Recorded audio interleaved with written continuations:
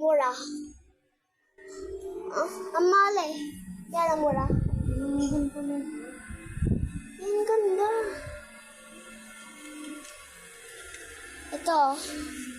Ayun ah. May heart pa, may ano ba, tsaka may mga itar ba. Pwede nyo ito gamitin para maganda. Sakto lang, pwede nyo ito i-open. Ito. Oh. Ganda. Tsaka may heart pa oh. Ang ganda po nito eh. Tsaka may nagamit po ako. Ito po ang nagamit ko. Ito po.